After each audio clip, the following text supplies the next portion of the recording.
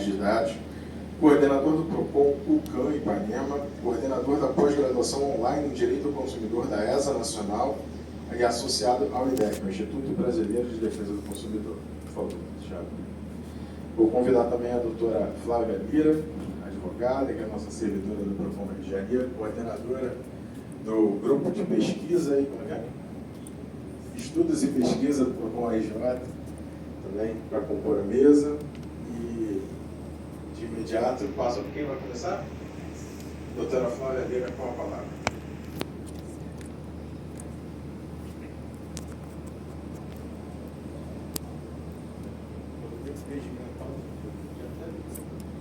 Obrigada pelo convite.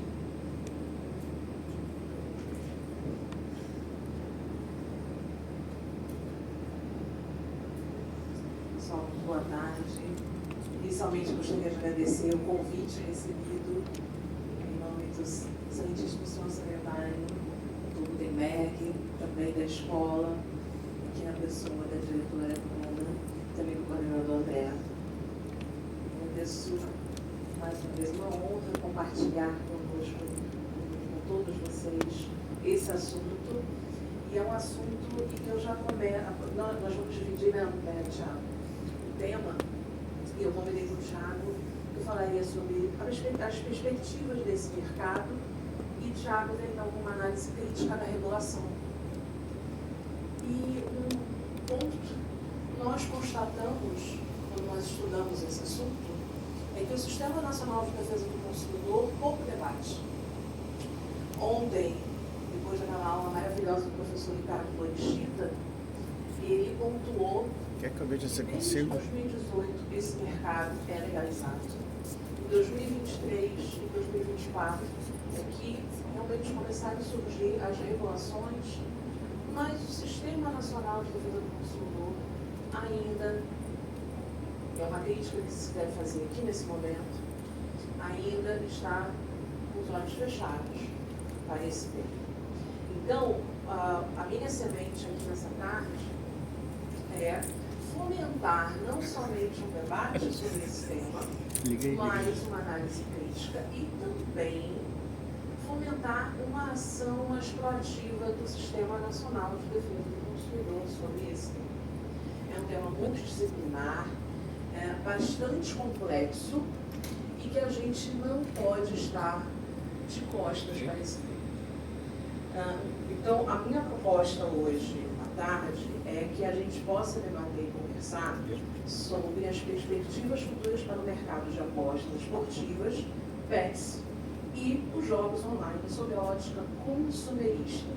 Só que a minha abordagem, ela não é somente encapsulada no direito do consumidor. Eu entendo a ótica consumerista, ela deve ser uma ótica mais abrangente, holística. Então, nós vamos aqui debater a regulação, também vamos debater sobre a ótica econômica. Então, é um debate mais abrangente. E aí, tem aquela pergunta, né? Como será o amanhã? Ontem, já veio o samba da ilha na cabeça, né?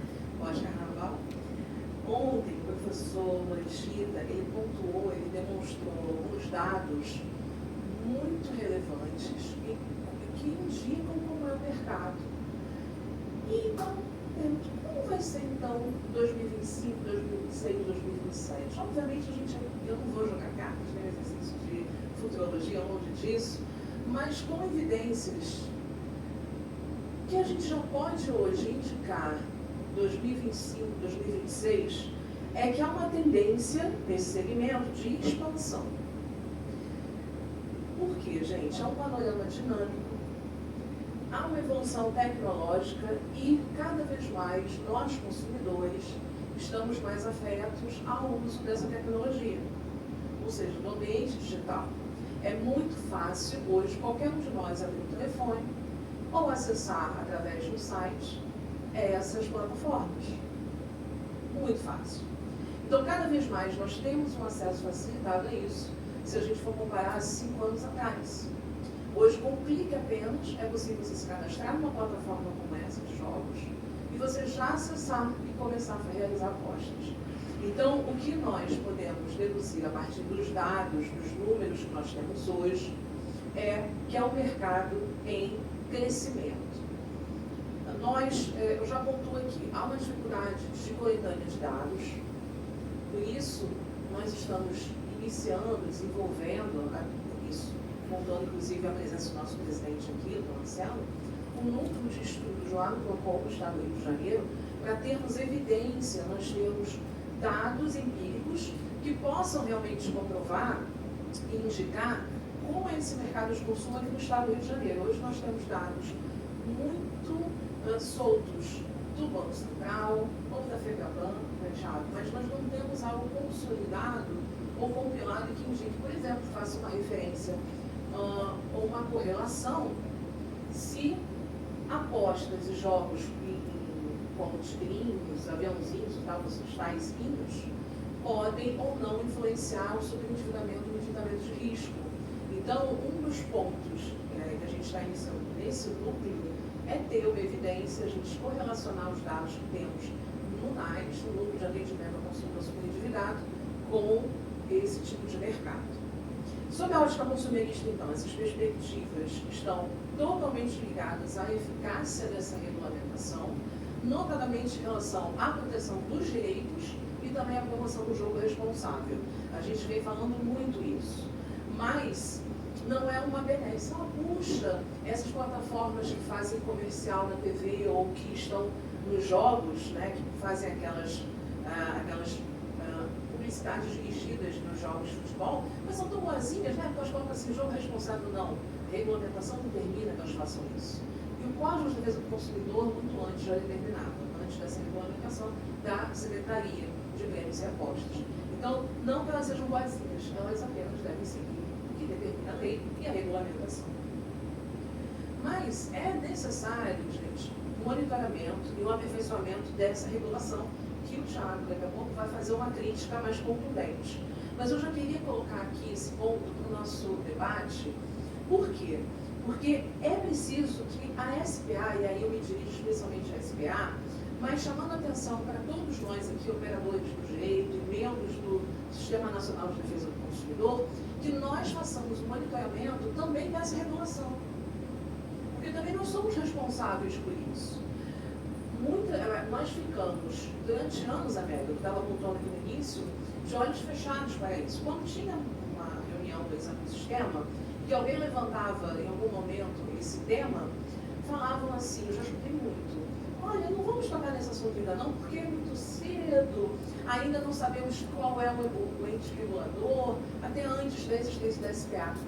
E o tempo foi passando, e hoje nós temos uma bola de neve enorme, em que ainda precisamos desenvolver um estudo e uma prática muito mais atuante no sistema.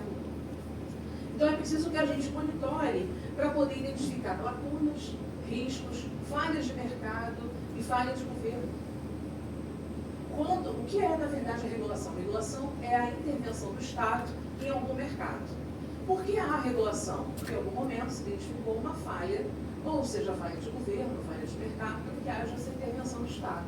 Mas nós, enquanto membros do Sistema Nacional de Defesa do Consumidor, nós precisamos analisar também sobre essa ótica. Será que é uma falha de mercado? Se sim, onde ela existe e por que nós devemos intervir nesse mercado? O aperfeiçoamento então, da regulação ele deve ser um processo dinâmico. Há alguns anos atrás, era mais comum esse tipo de aposta em sites, menos até do que aplicativos. E quando nós vamos analisar, por exemplo, essas plataformas irregulares, que ainda existem, infelizmente, ainda existem em centenas, nós verificamos que a Anatel vai retirando do ar esses sites, mas eles vão se proliferando como água, gente. É impressionante. E eles vão mudando apenas um dígito, uma palavra. Então, hoje há uma exigência regulamentar e legal que seja .com, por exemplo, mas uma plataforma irregular pode estar .bet.1.com. O consumidor, ele não vai ter o menor cuidado em verificar se o site que ele está acessando é .com.br, como deve ser. Obrigada. ou simplesmente .bet1.gov.com sem BR. Então isso pode causar muita dúvida no consumidor. Esse site que não se adequou à regulamentação, ele é irregular, mas o consumidor muitas das vezes não tem esse conhecimento ou essa expertise para poder distinguir o que é irregular e o que não é. Então nós, enquanto sistema, nós podemos sim identificarmos se esse site ou essa plataforma ela é irregular ou não, conforme os ditames da SPA e as leis que também regulamentam esse mercado. A regulação, ela precisa então também olhar para o comportamento do consumidor e aí o que evolui muito. Então, se antes dessas plataformas patrocinarem jogos de futebol, por exemplo, o comportamento desse consumidor era hoje, com essa publicidade massiva, qualquer jogo de futebol que você assista hoje na TV, ou no YouTube também, existem dezenas de propagandas dessas bets, sem você fazer força. Né? Você já está assistindo o jogo, você está vendo lá, queira ou não, a publicidade dessas bets. O comportamento do consumidor, então, ele vai mudar em função disso. Ele está lá estático, recebendo essa informação. A regulação precisa acompanhar também esse comportamento do consumidor que muda. Precisa, então, ser atualizada periodicamente, porque os desafios são enormes. A gente vai ver aqui ao longo desse painel sobre esses desafios. Então, eu sempre levanto a bandeira de que quando há uma regulação e regulação de mercado de consumo, que haja um olhar para o comportamento do consumidor. Simplesmente você dizer, olha, jogo responsável. O consumidor vai juntar aquilo, bacana, vamos lá, vamos apostar. Ele não vai dar o olhar, ele não vai ter o cuidado que é necessário em relação a esse mandamento. Então é preciso que a regulação também tenha essa sensibilidade de adotar nas suas ações, nas suas medidas, o comportamento do consumidor. A minha proposta, porque eu entendo que a nossa fala aqui, o nosso debate, ele não pode ficar somente no campo da fala, ele precisa ser algo efetivo e algo que vai mudar a realidade do consumidor, que é aquele que a gente protege na ponta.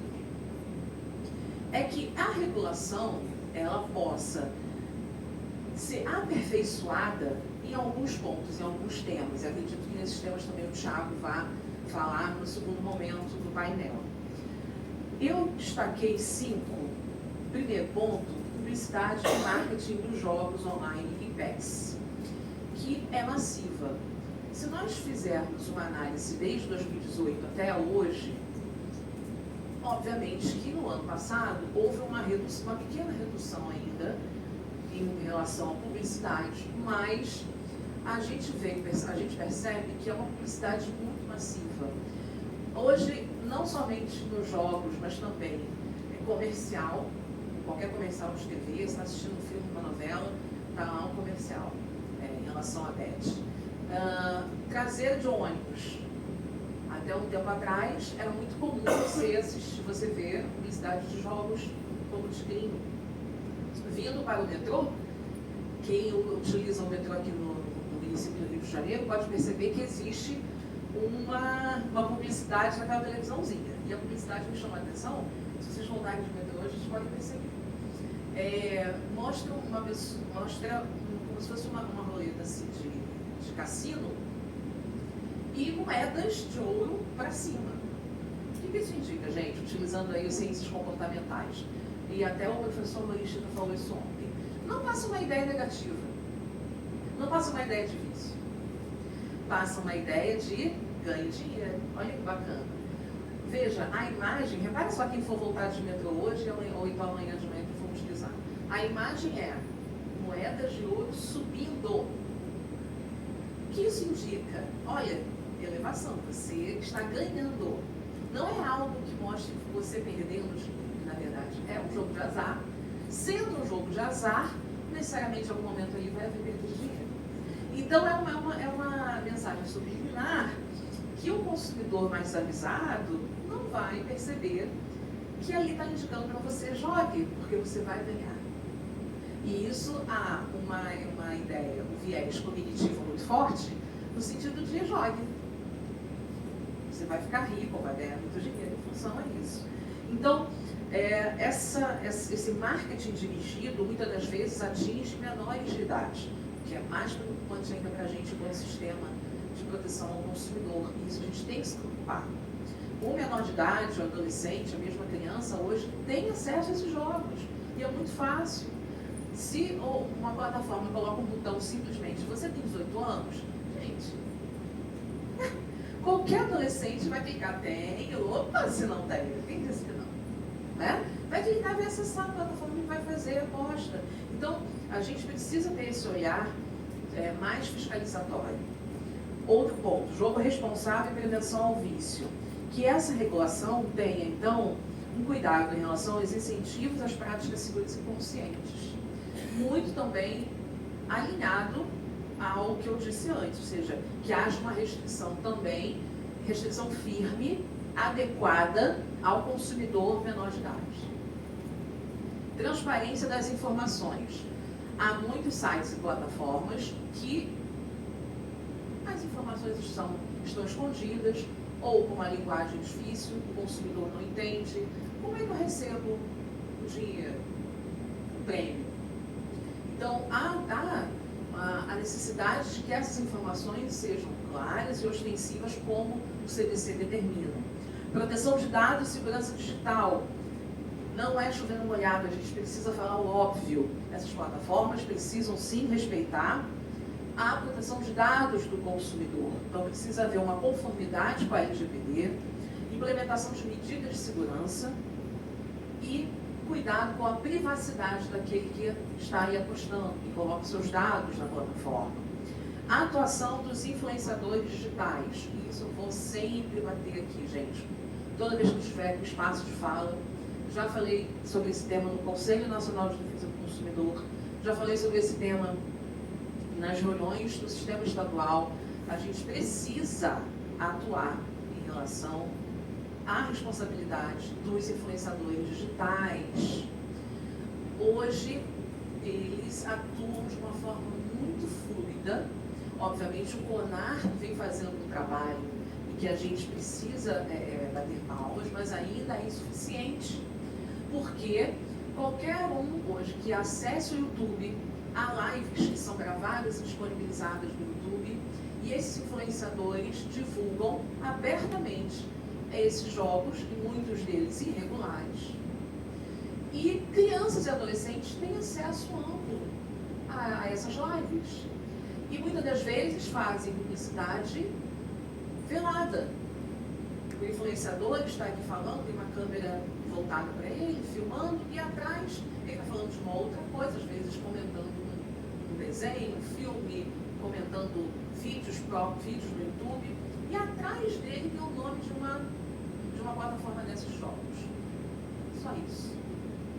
A criança, ela não percebe, o adolescente, cognitivamente ainda informação, não percebe, mas no momento em que ele está sentado à frente e dirigindo somente aquela tela, seja do computador, seja do telefone, ele está ali sim, verificando o nome daquela plataforma. E sem perceber, ele é induzido sim a acessar aquele site. Isso de uma forma muito simples, tá? Há também casos em que o influenciador se utiliza de meios fraudulentos, com telefones já manipulados, para que a pessoa, ao acessar, quem estiver em posse desse telefone, e é uma fraude, que essa pessoa vá, simplesmente ao clicar ali, aparece que ele já ganhou tantos R$1.000. Um influenciador mais desavisado, ele vai sim confiar naquela informação, porque ele confia naquele influenciador, por isso o nome influenciador, e ele vai achar que sim, eu também posso ganhar R$10.000 se eu apostar R$5, num clique só. E isso é uma fraude. E essa atuação dos influenciadores, que hoje ganham milhões de reais para fazer esse tipo de comercial, de publicidade, a gente precisa realmente estar atento enquanto Sistema Nacional de Defesa do Consumidor. porque a gente precisa sim responsabilizá-los por essas práticas. E eu não, em todas as pesquisas que eu tenho feito já há mais de um ano, não vejo as entidades e os órgãos de defesa do consumidor atuarem face aos influenciadores digitais sobre esse tema. Então a gente precisa fazer o dever de casa e também olhar em relação a esse mercado. Eu sempre nas minhas falas, né, André, eu sou meio ousada e eu gosto de fazer algumas provocações. Né? E eu gostaria de deixar aqui, como temos muitos representantes do Sistema Nacional aqui, eu queria deixar provocações. Eu queria deixar aqui propostas aqui na nossa Semana do Consumidor. Não sei se a gente pode encaminhar essas propostas para o Brasilcom, não sei como a gente pode fazer isso, mas são propostas práticas. Eu conversando inclusive ontem com o professor Ricardo Batista, também ele concordou muito nesse sentido. Primeiro é a criação de um grupo de trabalho interinstitucional, composto por representantes de diversos órgãos que trabalhem, que tenham ali o trabalho afeto a esse tema. Por exemplo, representantes da Secretaria de Prêmios e Apostas, a própria Senacom, os PROCONs, CONAR, Defensoria Pública e MP, além de outras instituições, também, por exemplo, o Brasilcom. Porque eu entendo que uma atuação individual dessas instituições, órgãos e entidades, é muito importante. A gente precisa atuar. Mas se nós nos unirmos verdadeiramente de forma prática e que a gente consiga, respeitando as limitações, as limitações de cada instituição e cada órgão, a gente consegue atuar com muito mais força. Então, se a gente conseguir formar um grupo de trabalho com esse objetivo de uma atuação mais uníssona, a gente consegue realmente chegar a um resultado mais positivo. Não adianta a gente aqui no Rio de Janeiro ter uma atuação, São Paulo ter uma outra atuação, a SPA ter uma outra atuação. Então é importante que a gente se una verdadeiramente nesse objetivo. Segunda proposta, fortalecimento da fiscalização dessas plataformas. Temos representantes aqui de PROCONs que possuem um poder fiscalizatório e poder de sanção nas mãos. Mas a gente precisa, então, ter um trabalho voltado à fiscalização dessas plataformas, especificamente, para verificar se elas estão observando ou não o Código de Defesa do Consumidor. Uma coisa que chamou a atenção no mês passado, eu participei de um evento junto com o PROCON de São Paulo, junto com representantes do PROCON de São Paulo e também representantes dessas plataformas, corpo jurídico dessas plataformas. E sabe o que chamou a atenção, Amélia? Que há poucas reclamações no meio dessas entidades de proteção e defesa do consumidor.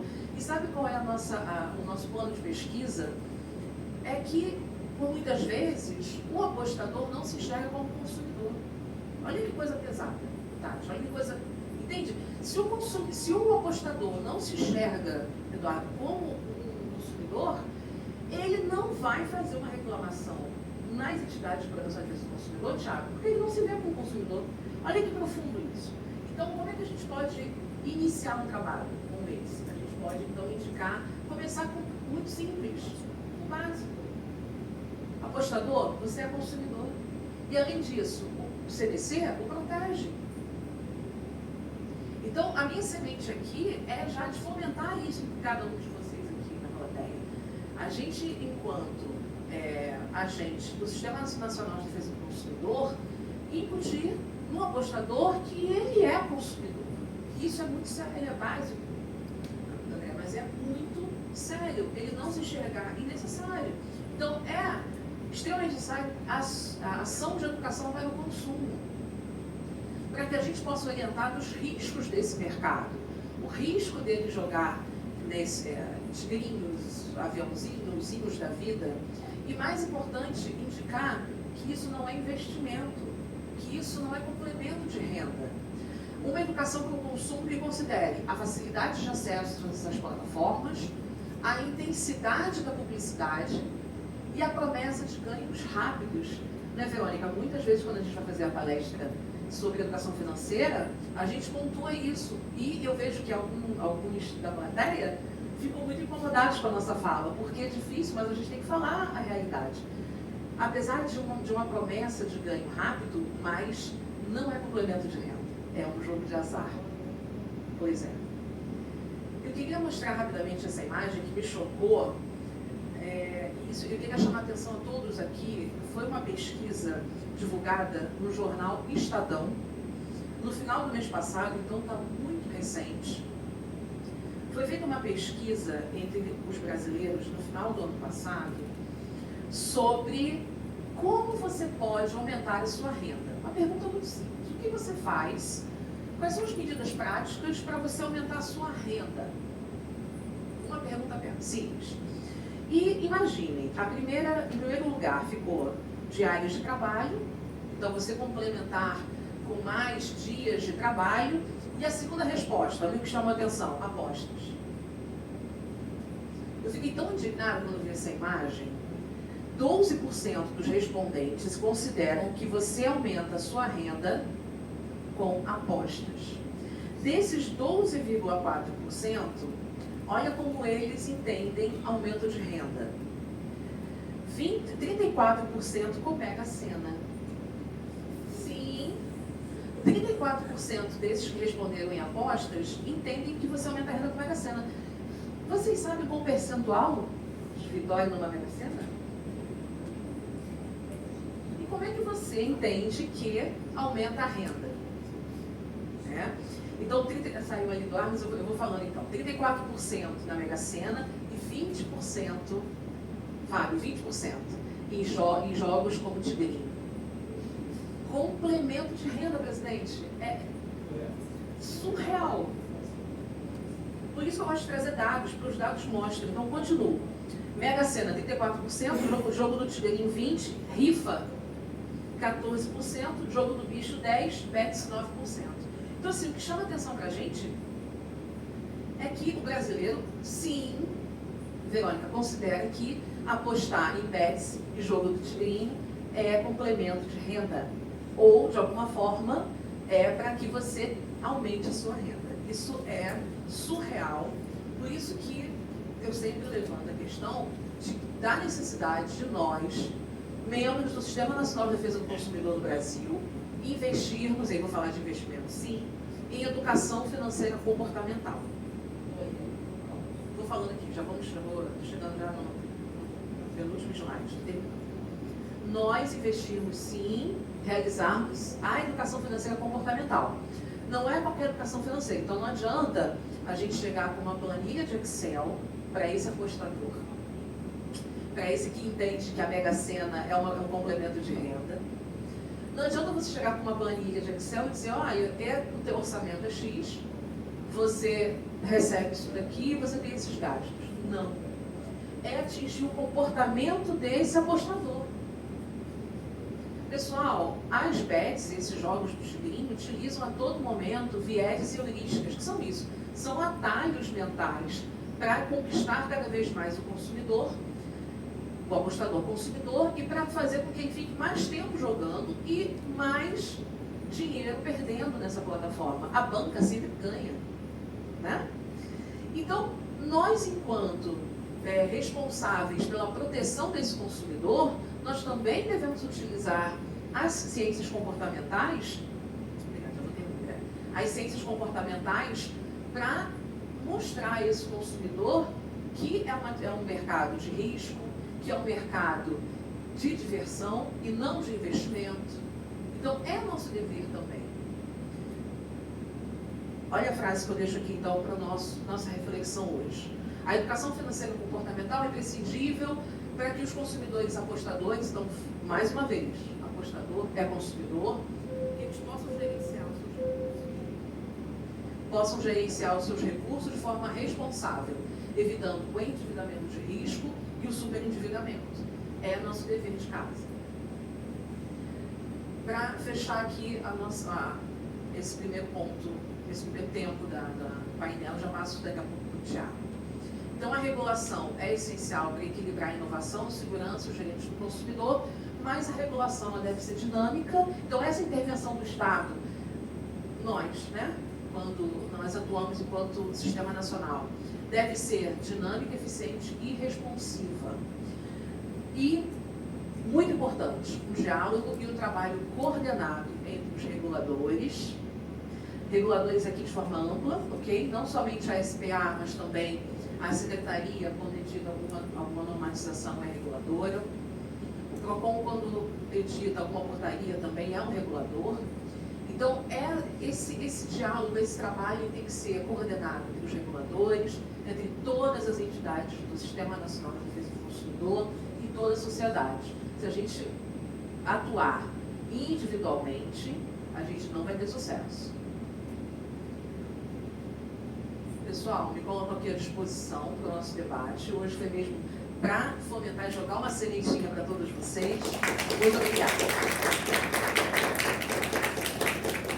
Parabéns, Flávio, pela apresentação. E quando você fala do jogo de azar, que são as bets, eu trago também a questão que a gente estava conversando no almoço hoje com os colegas ali.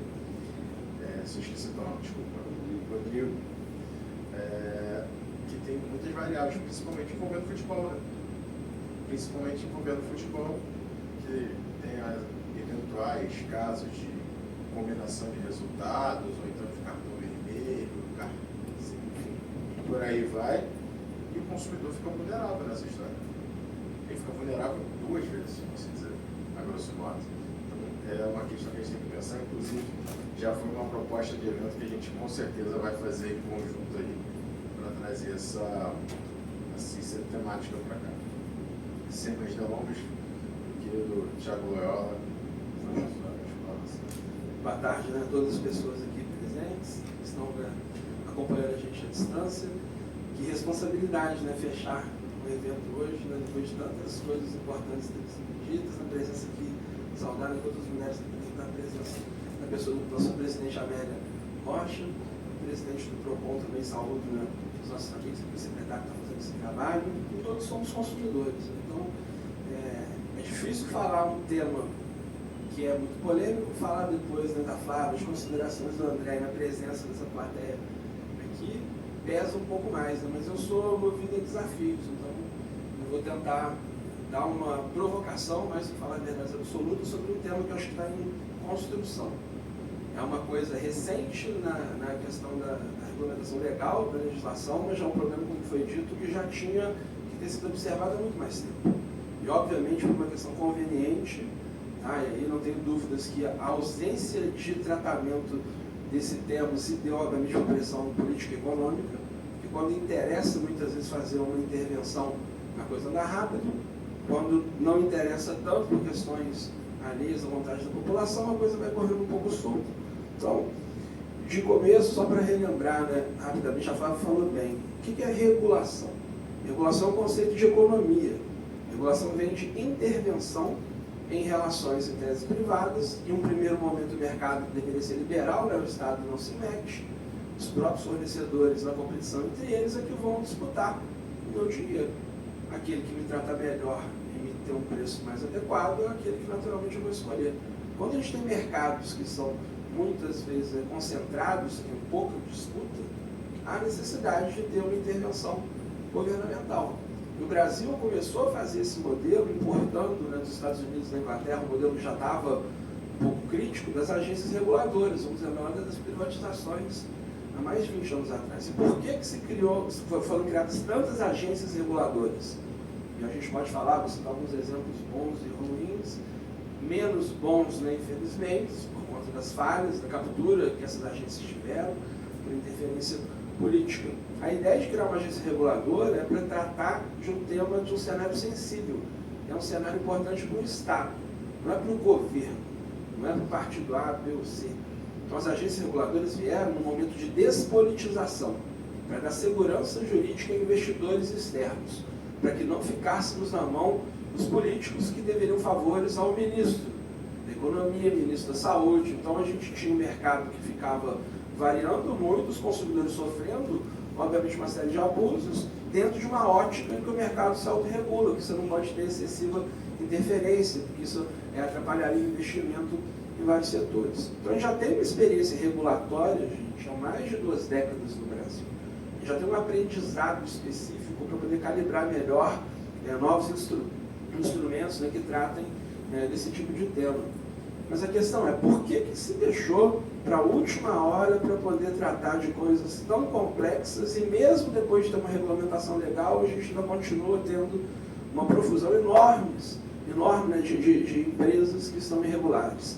Irregulares que muitas vezes a própria Anatel, a Agência Nacional de Telecomunicações, entre internet, rádio, não só, né, televisão, telefonia, que às vezes as pessoas do tel lembram de telefone, televisão, de comunicações em geral. A internet hoje em dia é um meio pelo qual a gente está vinculado o tempo inteiro. Todo mundo tem um aparelho celular, ou mais de um. É quase uma extensão dentro do nosso corpo. Eu tive um problema na sexta-feira do meu celular que queimou o display, ficou preta a tela, eu fiquei maluco ali, porque eu não conseguia acessar contato, não conseguia nem entrar em contato para ligar para alguém conhecido, porque eu não lembro mais dos números das pessoas.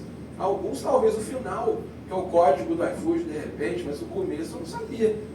Então, até para pedir ajuda mínima, eu falei, como que eu vou ligar para alguém que me ajuda? Eu não conseguia entrar no WhatsApp web, que eu precisava do celular para ter a câmera, não lembrava dos números, só para dar uma ideia de como a tecnologia é uma grande aliada do desenvolvimento econômico e tecnológico.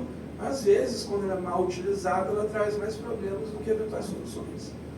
Então, no primeiro momento aqui, quero dizer que eu não estou fazendo nenhuma análise aqui, né, de cunho social, de outra forma, do jogo em si. Eu acho que cada pessoa que tiver discernimento, pessoa que tiver capacidade e tiver ampla informação, tiver segurança, sendo algo lícito e seguro, já vem uma crítica que eu não acho que é seguro, então eu já começo a dizer que eu acho que é um pouco imprópria classificação do próprio produto ou do serviço. O CDC proíbe ou cria uma série de restrições a produtos impróprios ao consumo. Por quê? Porque ele cria riscos para a nossa saúde e para a nossa segurança.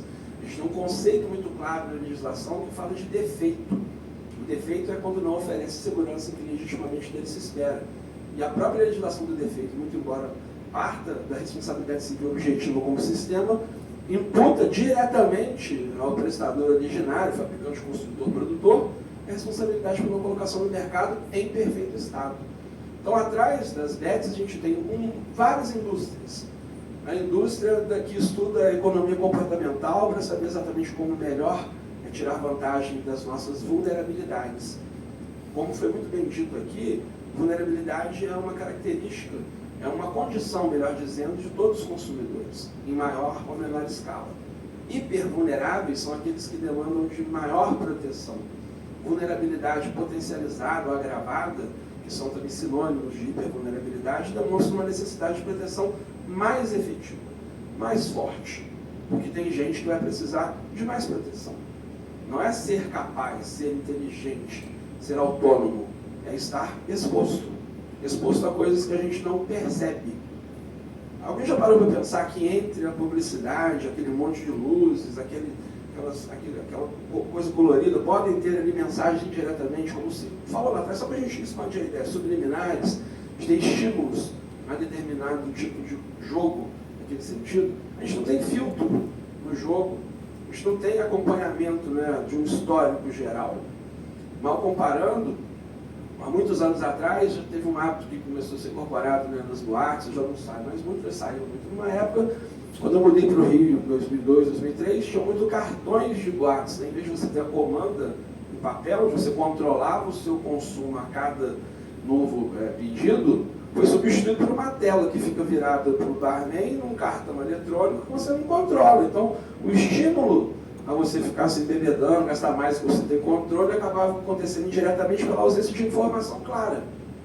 E é lícito o serviço, a boate, a bebida. Hoje o jogo, do jeito que está, é lícito, porque tem uma lei. A gente não pode mais entender no primeiro momento uma crítica a impossibilidade de funcionamento daquilo que, por alguma razão, ainda que eu discorde, foi entendido como possível. O que a gente tem que aprimorar é um sistema que já deu muitas informações das várias falhas, das possibilidades de a gente ter prejuízo. Porque eu não tenho o menor controle sobre as questões do jogo. A aposta esportiva clássica, como eu já falei bem no futebol, a gente tem uma expectativa que pode ser feita, né, pelos números anteriores, pelo scout, pela campanha de um time, para poder me dar um percentual estatístico de maior chance de êxito, mas vai depender de todas as questões externas que a gente não controla no jogo. Um dia um time está jogando muito mal, outro dia tem alguém que chutou a bola, bateu no outro e entrou. Você pega um dia alguém, como foi dito aqui, que propositalmente tem um comportamento antinatural para poder tomar um cartão vermelho, tomar um frango, fazer uma falta. Claro que isso tudo também impacta o consumidor, porque o futebol é um dos principais, né, pontos de diversão e de exploração econômica do Brasil. Eu, quando comecei a entender o que era betano, é porque era um patrocinador do time do Fluminense, né? Porque eu sou flamenguista, tá? Então, saudações flamenguistas. Mas o meu sobrinho, que é, né, meu filho espiritual, e o Gabriel, ele é tricolor. Então eu faço um sacrifício de tempos em tempos de comprar uma camisa nova para ele do Fluminense. E veio betano. Eu achei que era uma empresa de gás, de alguma maneira. Depois que ele me contou que não, betano é uma casa de apostas. E aí você percebe que hoje em dia o campeonato brasileiro é campeonato brasileiro e deu o nome de uma empresa específica. Eles compraram os nomes dos times. Então você já não consegue mais desassociar o esporte, a entidade organizadora, do patrocinador. Patrocinam os principais programas de televisão, fazem publicidade na internet o tempo inteiro. Então quero dizer que a gente está exposto a todo tempo a convites quase irresistíveis para jogar, como se fosse uma coisa lúdica, como se fosse só diversão. E acaba que a exploração sem controle de uma atividade como essa faz com que a gente tenha comportamentos não naturais. Especialmente pessoas que têm uma propensão à compulsão. Pessoas que podem desenvolver a ludopatia, né, o jogo compulsivo. E que não tem mecanismos muito de evitar uma oferta. Porque a gente, consumidor, mesmo que estamos aqui, todos na defesa do consumidor, e rendo homenagem, né, a todos vocês, e também não poderia deixar as mulheres, né, pelo dia 8 de março passado, que na verdade são todos os dias, então só fazer esse recorte. Todo mundo está exposto a esse tipo de questão. A internet mudou muito o comportamento das pessoas. Os ideais de beleza são feitos pelos filtros no Instagram. A gente seguia muito pelo número de curtidas das pessoas, a noção, né, do anonimato na internet faz as pessoas dizerem coisas que não diriam. E a legislação tem que proteger o consumidor e o cidadão. A gente tem uma legislação hoje em dia que está sendo discutida, a questão da constitucionalidade, do artigo 19 do Marco Civil da Internet, que é a questão da remoção, né, do conteúdo gerado por terceiros de eventuais comunicações. E dentro dos argumentos usados muitas vezes pelas plataformas, que elas não seriam fornecedores de serviço, porque uma rede social não cobra nada de ninguém. Então você está ali no espaço livre, mas a gente está dando o principal valor que a gente tem, que é o nosso tempo, é a nossa privacidade, são os nossos dados. Quanto mais tempo a gente fica numa plataforma, mais a plataforma ganha economicamente. Então a gente tem remuneração indireta, aparentemente gratuita, mas remunerada. A mesma coisa na televisão. Então o jogo, que pode parecer só brincadeirinha, é um grande negócio, um negócio multibilionário. Que há anos o Brasil já tem essa tentativa de legalização dos jogos, dos cassinos. Encontraram, né, através muitas vezes de plataformas internacionais acessíveis pela internet no celular que todo mundo tem, mesmo para crianças, empresas que a gente não tem segurança sobre a lisura e a licitude do resultado do que a gente vê. Quem garante que o jogo do tigrinho, do aviãozinho, não é programado para ter um desvio, né, de acerto de padrão? Várias foram já as notícias, eu começo agora a falar das questões anteriores para poder sinalizar talvez o que possa mudar. A gente teve várias notícias desde o ano passado, muitas, inclusive algumas delas nós debatemos no Brasilcom, no grupo de trabalho, né, que foi criado, e cito aqui, né, e oriento vocês, se quiserem se aprofundar no tema, para lerem artigos, né, do Cristiano Schmidt, do Fernando Martins, nosso ex-presidente, que tratam disso, da professora Cláudia Lima Marques, do Bruno também, do ministro Herman e Benjamin. Então, grandes autoridades de defesa do consumidor estão ligadas a esse tema, porque de fato a gente fica mais exposto. Se mostrou no ano passado, mais de 3 bilhões de reais, né, foram transferidos para a casa de aposta via Pix, de contas de pessoas que recebiam Bolsa Família. A gente não pode permitir que a pessoa jogue diretamente na conta por Pix. Agora, eu não consigo impedir o que ela vai fazer se sacar o dinheiro. Já ouvi muito esse argumento, mas ele vai fazer o que ele quiser com esse dinheiro. Mas ciente que esse dinheiro está sendo mal alocado, o governo tem uma obrigação de impedir, no mínimo, porque todas as chaves Pix são cadastradas a alguma sociedade empresarial. Então aquele dinheiro que a pessoa joga chega para alguém. Esse alguém é localizado. A gente tem como fazer um pouco essa análise. Esse dinheiro foi desviado, aumentando a fragilidade das pessoas. Regulação, como eu disse, é intervenção, é necessidade de correção. Não é para desestimular. É um conceito de direito econômico, porque a defesa do consumidor tem que ser compatível o quê? Com a defesa da livre iniciativa, do livre empreendedorismo, para que eu tenha opções de contratação e pessoas que querem investir para ganhar o meu dinheiro, porque quanto melhor eles forem né, para me tratar, mais competitivos, mais rentável vai ser o negócio deles. Mas hoje em dia a regulação que é feita das bets, que é uma coisa super preocupante, que a gente fica mais vulnerável, que é ligado à internet, que muitas vezes, como foi dito, bastava uma autodeclaração do jogador. Então você cadastrava no site, dizia que tinha mais de 18 anos, que idade você tivesse, presumia-se que a sua declaração era verdadeira, com base no primeiro momento da boa-fé, mas tinha um monte de crianças né, jogando. E aí começou a se aprimorar o sistema para ter biometria facial, para ter, de repente, câmera que acompanhe durante o jogo, porque, do contrário, mesmo que não fosse autodeclaração, tem que cadastrar CPF, RG, se não tem uma câmera olhando um adulto, pode daqui a pouco abrir uma empresa informal para jovens, para que ele cadastre no primeiro momento, as pessoas paguem para ele passa o celular para outro jogar. Então a gente tem tecnologia para fazer monitoramento, tem tecnologia para saber quem está jogando, tem tecnologia para acompanhar no momento do jogo quem é, tem tecnologia para saber o perfil dos usuários, a necessidade de aprimorar os programas de compliance das plataformas.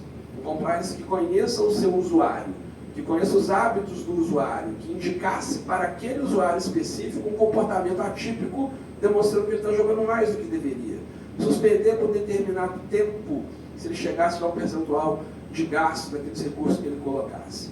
Porque esse dinheiro, gente, ele é real, ele está virtual, a gente não encosta, mas ele é hoje passível de análise jurídica. A gente já tem precedentes judiciais de penhora de créditos de devedores que têm contas em plataformas.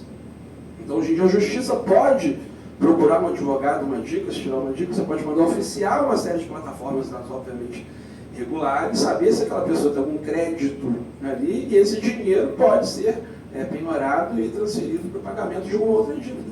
Isso é um lado positivo de uma possível regulação. Mas quem faz a regulação hoje? É a Secretaria de Prêmios e Apostas. É uma entidade política ligada ao Ministério. Não faço críticas às pessoas que ali estão, ao modelo. Porque aquele modelo, talvez, se incomodar muito determinada camada econômica ou política, ele vai sofrer uma pressão para ser substituído. Eles não têm autonomia e independência como deveria talvez ter no modelo inicial das agências, onde eles têm um quadro fixo, diretor que fica no mandato de 8 anos, não pode ser mandado embora, é salvo por culpa grave, um processo anterior, não é nomeado logo no início de um presidente, porque é um órgão de Estado, ele quer caminhar na economia, não tem que ficar devendo favores para parte do ABC que está aqui. Essa regulação que já é criticada das agências com mais de 20 anos, por exemplo, a ANS, Agência Nacional de Saúde Suplementar, é uma agência reguladora. Hoje o mercado de saúde suplementar, a gente tem mais de 83% dos contratos em contratos coletivos. Supostamente, contratos onde a ANS não tem que intervir muito em uma série de situações, porque haveria equilíbrio entre as partes. Mas eu vou perguntar para vocês, será que efetivamente o mercado de 83% é porque a gente quis aquela modalidade ou porque sobrou para o consumidor residualmente contratar aquilo que os planos querem vender? Aquilo que não tem proibição de cancelamento, ou melhor dizendo, tem uma autorização regulatória para cancelar depois de 12 meses, te avisando por 60 dias. É o judiciário que tem que intervir para dizer que, excepcionalmente, quando pode cancelar, não pode cancelar da pessoa que está em tratamento ou internação, que é o tema 1082. A jurisprudência ela vai fazer um papel de tentar equilibrar um pouco esses conflitos que nascem a partir das disputas. Só que mesmo agências reguladoras como a ANS e vários outros, não quero finalizar a discussão para falar que é A, B ou C, os técnicos das agências, gente, são excelentes em geral, são pessoas de alto gabarito, mas a direção das agências, muitas vezes, escolhida politicamente, parece que se desvia da finalidade de equilíbrio, proteção da economia, do desenvolvimento do setor, dos usuários, e fica muito mais ligada a um clubinho para criar barreiras artificiais a novos entrantes. Então, se eu sei que eu tenho um mercado que tem 83% de plano coletivo, e é nos planos coletivos que eu tenho os principais aumentos de mensalidade sem comprovação de base atuarial idônea, são nos planos coletivos que se permite cancelamento unilateral com a suposta notificação de 60 dias, que é até desvirtuada, porque quando eu não quero mais ficar num plano que ele não me atende bem, que ele está muito caro, para ir embora do plano coletivo, em tese eu tenho que ficar 60 dias para poder também ir embora, ou vou ter que pagar multa ou cumprir aviso prévio. O que eu quero dizer é que a regulação capturada pelos interesses econômicos, como muitas vezes as agências foram, não trazem resultados efetivos para a gente. E o judiciário, que ignora ou insiste em não enxergar o que é óbvio, a gente precisa desenhar na cara deles, julga muitas vezes pela literalidade do instrumento contratual, como se ele fosse um reflexo inequívoco da minha vontade consentida, esclarecida e previamente informada. Como na maior parte das vezes não é. Se eu perguntar rápido aqui, quem aqui tem plano de saúde? Levantar a mão? Alguns têm? Quem aqui recebeu o seu contrato de plano de saúde efetivamente? O coletivo, no máximo, recebe o RH, é o estipulante. O usuário não consegue ter esse tipo de controle, ainda que ele pague a maior parte ou quase que integralmente mensalidade. Então, se a gente não tiver futuramente uma regulação que aprenda com os erros anteriores e que deixe o lado político pressionar, a gente vai ter problemas muito mais graves. E a exemplo da saúde, que a gente está falando do bem jurídico, que é a vida, né? A gente está falando de um contrato existencial, os jogos colocam o consumidor também numa situação de risco grave, porque ele é um tipo de serviço, para mim, potencialmente nocivo. Ele é perigoso.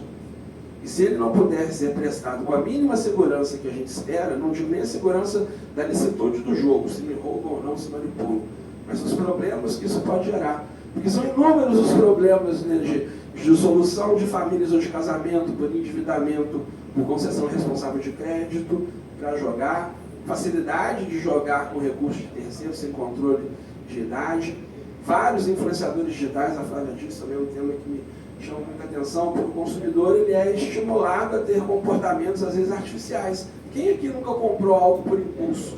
Somos pessoas esclarecidas. A gente tem o tempo inteiro, né, uma tentativa de fazer essa compra. E quando os sites hoje, dentro de uma primeira regra, dizem jogo responsável, como a Flávia disse, não é porque eles estão preocupados com a gente, porque eles são obrigados a fazer isso, mal comparando com a indústria das bebidas alcoólicas, que coloca embaixo da publicidade, beba com moderação. Mas na verdade ela queria dizer beba até cair no chão, que quanto mais você beber, mais dinheiro eles ganham. Então a gente tem hoje em dia um sistema, né, de controle que tem que ser feito para poder tutelar um mercado que possa desempenhar algo que interessa às pessoas, que é jogar de maneira consciente, responsável, equilibrada, porque isso pode gerar, né, recursos que deveriam ser reinvestidos especificamente em áreas chaves, mas se for mantido hoje um sistema exemplo do que acontece, parece que ele é muito mais formal para dizer que existe do que eficaz, o que deveria ser a primeira medida. A dosagem do remédio mata ou nem cura. A dosagem ou calibragem dos mecanismos regulatórios é essencial, mas nunca esquecendo que a regra administrativa, política, regulatória é ato administrativo, não é lei. Isso não é lei, não é lei especial como é o CDC. Na hierarquia de normas, a lei do consumidor, o mandamento direto constitucional do Estado promover a defesa do consumidor, ainda que equilibrando no artigo 170 da Ordem Econômica, é porque somos sujeitos que demandam uma proteção diferenciada.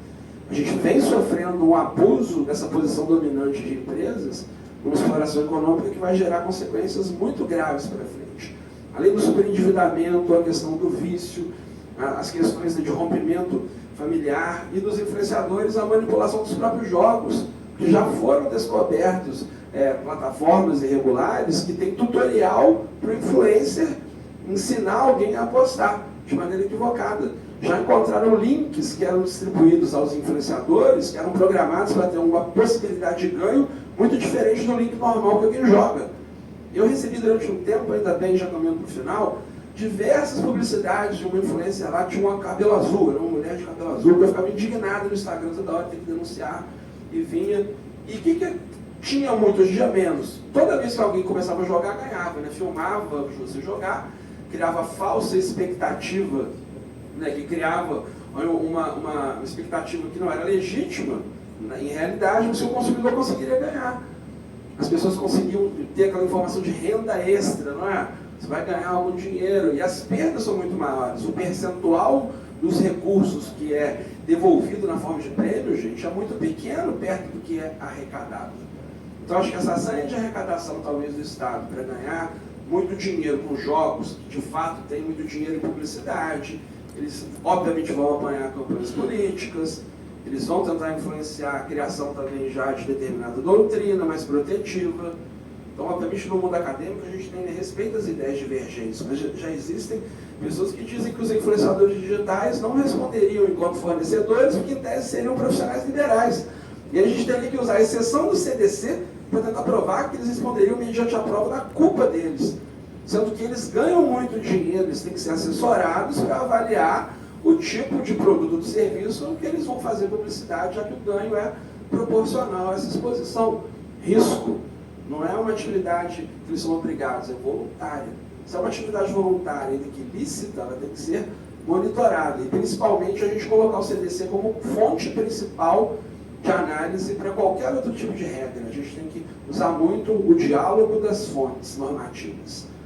O CDC, de forma muito inteligente, no artigo 7º, ele já disse que essa lei aceita, né, a ajuda de outras leis, tratados, regras de outra natureza, que compõem, obviamente, o sistema de proteção do consumidor, que vai evoluindo, enfrentando os novos desafios, que vai evoluindo e muitas vezes, né, aprendendo com os erros anteriores, numa legislação que não precisa ser tão alterada quanto ela é bem aplicada, porque ela é principológica, tem cláusulas abertas. Então, ainda que você tenha aderido, porque a gente adere a uma plataforma para jogar, eu nunca nem joguei, nem quero ter essa possibilidade. Eu temo de verdade que eu, ainda que crítico e consciente, seja estimulado a ter um jogo além do necessário. Então, gente, eu digo, para a gente já no final da minha fala aqui, depois de tudo que já foi dito, terminando essa tarde, né, e dentro de uma possibilidade para mim que me honra muito, de estar aqui na primeira vez como diretor do Brasilcom, na presidência da nossa querida Amélia, nas jornadas, né, do Brasilcom, que são uma ponte muito importante, né, feliz de marcar nossa história um pouco, né, aqui no Rio, como esses pioneiros. E o Brasilcom é um instituto, gente, que deve ser, né, mais conhecido e apoiado. Gostaria de convidá-los, né, a se associarem ao Brasilcom, brasilcom.org.br. Ali tem, né, grandes doutrinadores, os principais produtores de doutrina na defesa do consumidor, somos referências mundiais nessa matéria. Se o Brasil às vezes tem que ter orgulho de determinadas coisas, certamente é pela legislação consumerista, pela produção acadêmica, pelos advogados, professores, defensores, Ministério Público, órgãos administrativos, todo o sistema de defesa do consumidor que de maneira, né, cooperada, atua na proteção de um problema tão grande. Então eu queria agradecer o convite que me foi feito, encerrando aqui, mas lembrando, é relação de consumo, tem remuneração ainda que indireta, porque os bônus que são ofertados nem poderiam, porque a ideia equivocada que eu estou jogando com um dinheiro que não era meu faz com que as pessoas joguem mais. E não são explicadas as questões de maneira prévia e adequada. Então não basta consentir, clicar ali e concordo para entender que aquelas disposições são válidas, que obviamente sendo um contrato de consumo, fornecedores, as plataformas, os consumidores, os apostadores, qualquer tipo de regra se submete ao filtro de validade e eficácia da legislação consumerista. É muito importante, portanto, lembrar que o consumidor bem informado dificilmente será prejudicado. E quando a gente tem, né, um sistema de consumidor, né, todo aqui reunido e feliz de ver aqui, né, colegas, alunos, de toda a defesa do consumidor, eu tenho certeza que a gente está caminhando, né, em direção a um rumo mais seguro, mais forte, e que a gente nunca possa perder a nossa capacidade de indignação por esses abusos. E quando isso for normalizado, e às vezes a falta de estímulo crítico faz a gente achar que é comum, porque tem, porque o outro jogou, e aí esse é o primeiro ponto, né, da gente perder a possibilidade de reação, de combate. Então a advocacia não é uma profissão para covardes, a defesa do consumidor sempre vai ter, certamente, das pessoas mais corajosas. Muito obrigado a todos vocês. Parabéns, Thiago. Quem sou eu para falar alguma coisa da tua palestra, né, cara? Só te dar parabéns mesmo, porque eu acho que tu conseguiu, a Flávia, complementar um pouco que foi tratado ontem pelo professor Ricardo na LED. Sensacional. A questão dos influenciadores, uma coisa que me preocupa particularmente, são principalmente aqueles que fazem a participação de transmissão de jogos online. Então, geralmente, muito GTA eu assisto porque tem um cliente que joga GTA. E passa tudo nas redes, no YouTube, Twitch e por aí vai. E, gente, toda hora tem ali alguma inserção específica e o cara incentivando as crianças, o público dele, eles sabem disso, a jogar. Então, olha, usa o cupom tal que vai ter lá sei lá, R$300 para você jogar. Gente, isso é surreal. A pessoa está ali, ela está, em tese, assistindo um jogo e está sendo influenciada indiretamente ou diretamente para poder jogar. Mas jogar, e não é um jogo, como é que eu vou dizer, inofensivo.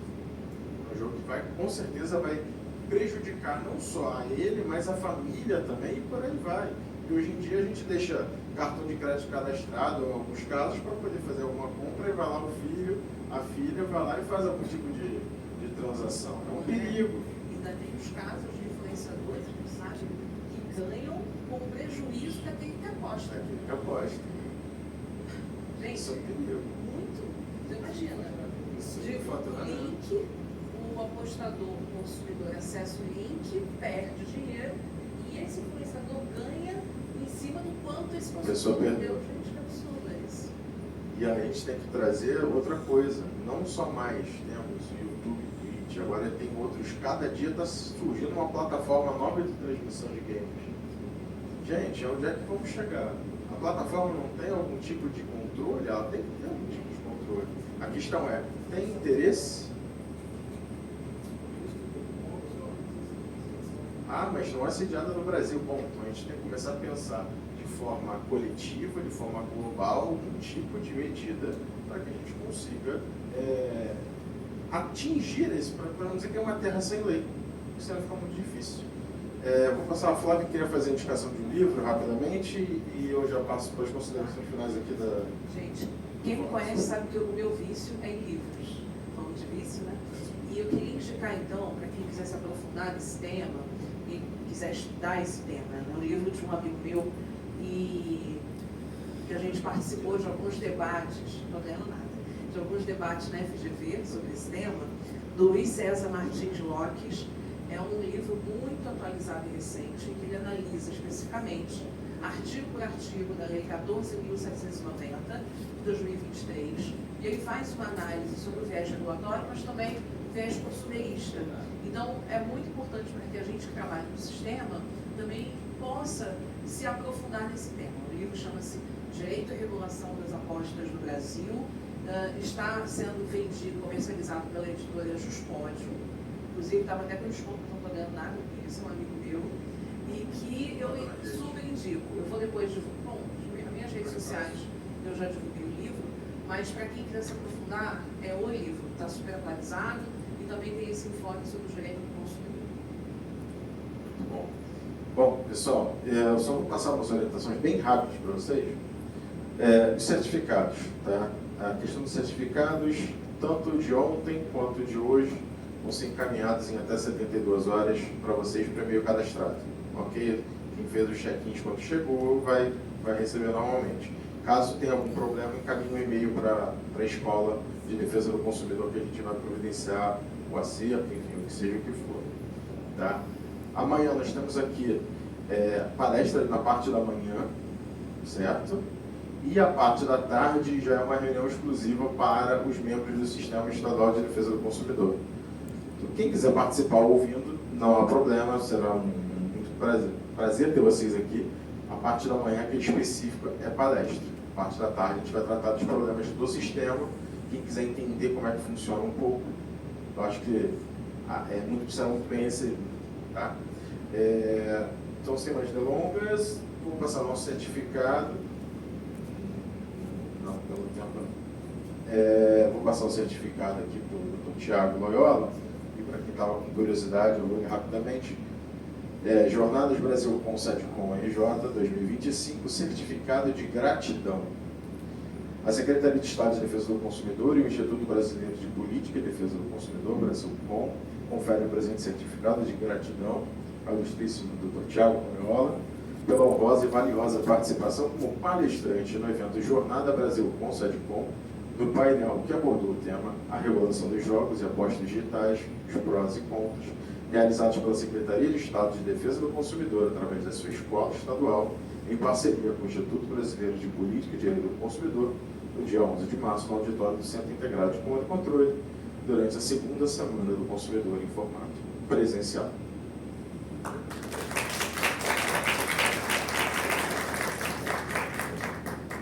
O mesmo faço para a doutora Flávia Lira. Obrigado pela participação de vocês. Vamos a uma foto. Então, se vocês saírem, vamos a uma foto todo mundo aqui. Vocês, os guerreiros do fim.